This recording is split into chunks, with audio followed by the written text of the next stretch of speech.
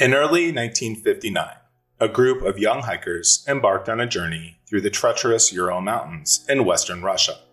Led by 23-year-old Igor Dyatlov, the group was comprised of 10 experienced ski hikers seeking to obtain the most prestigious hiking certificate in the Soviet Union at the time.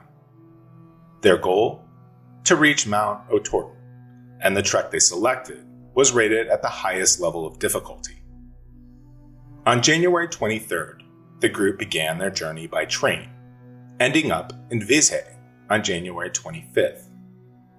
2 days later, they set out for the mountain. Armed with their ski and hiking gear, as well as cameras and a group diary to document their journey, the hikers eagerly began their quest.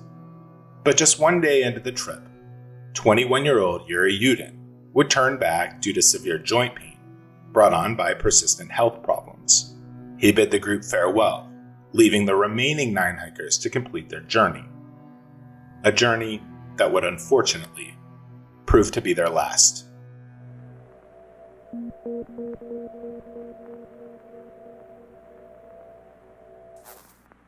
Before departing for their journey, Dyatlov informed his sports club that he would send a telegram once the group had completed their hike.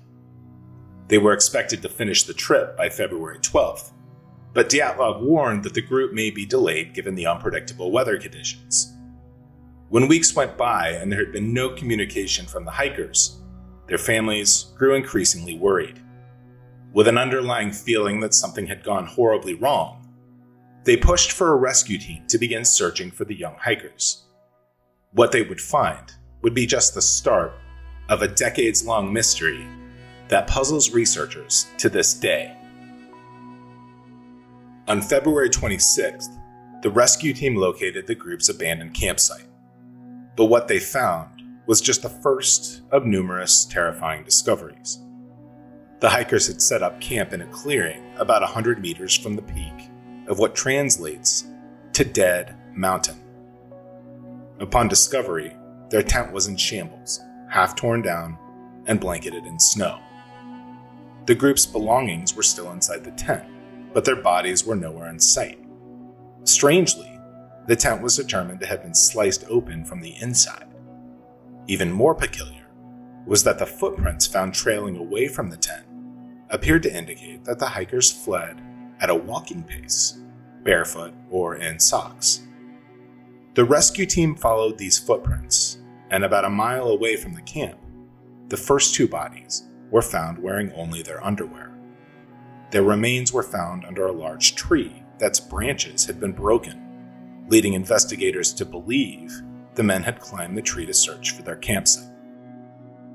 The next day, rescuers found Igor Dyatlov alongside another body. The remains of a 5th victim was found 6 days later. All 3 of these bodies were found in positions that indicated they were attempting to return to camp. But something else stood out to investigators. One of them had a fractured skull with no exterior wounds to be found. Though this was strange in nature, medical examiners concluded that these 3 died of hypothermia. The discovery of these bodies prompted an immediate legal investigation into the deaths of the group.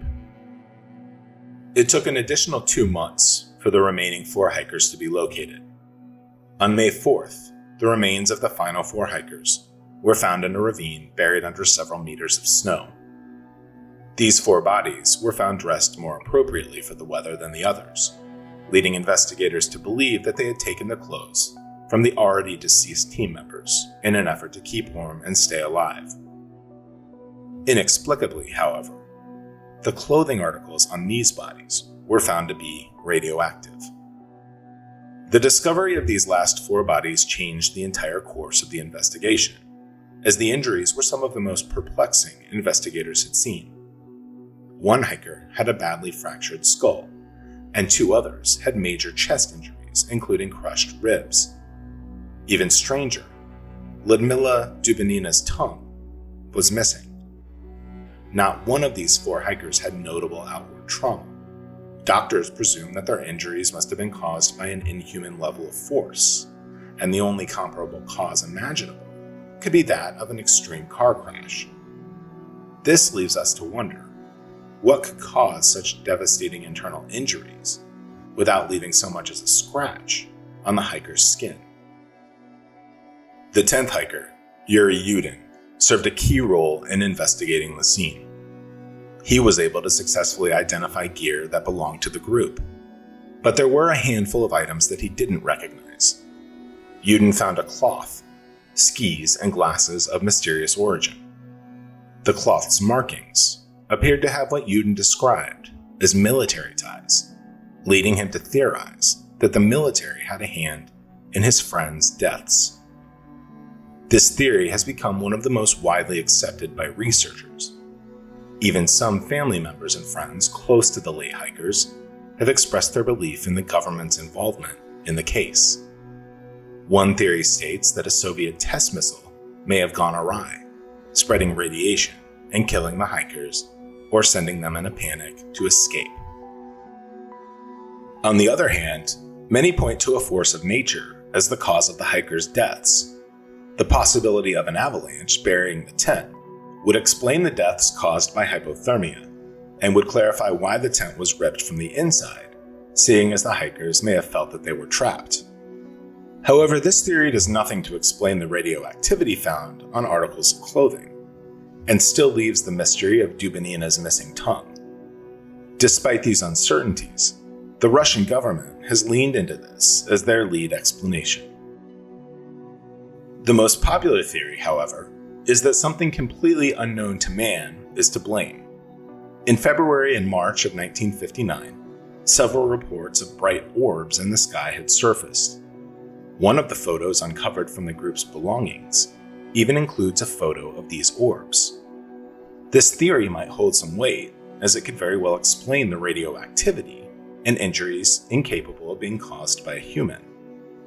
Even the lead investigator of the case, Lev Ivanov, has officially stated that he believes something otherworldly happened. I suspected at the time, and am almost sure now, that these bright, flying spheres had a direct connection to these deaths, said Ivanov years after the incident. Notably, Ivanov was ordered by Soviet officials to close the case. To this day, many are baffled by this puzzling incident that took place on what is now recognized as the Dyatlov Pass. While Russian authorities have deemed the deaths as caused by an unknown compelling force, such as an avalanche, the bizarre nature of the injuries and inexplicable factors found on the scene have many unconvinced. In 2019, the Russian government reopened the investigation into the deaths. The official statements of authorities have led the public to believe that their intent is to further prove that the deaths were the result of an avalanche. But this has only fueled further suspicion among many. We still don't know exactly what happened to the 9 hikers that set out to achieve an ambitious feat in early 1959. And with no survivors of the incident, we may never know what the group really encountered deep in the freezing Ural Mountains. But despite the tragedy surrounding the lives lost, what we do know is that global curiosity, even more than 60 years later, is still very much alive and well. My name is Scott, and thank you so much for watching.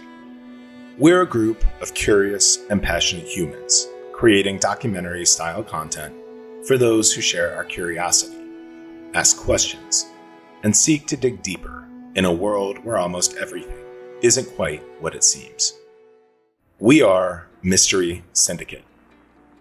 Check us out on Facebook, Instagram, Twitter, Patreon, and visit our website at www.mysterysyndicate.com. And don't forget to like our videos and subscribe to our channel on YouTube. From all of us at Mystery Syndicate, thank you again. We sincerely appreciate your support.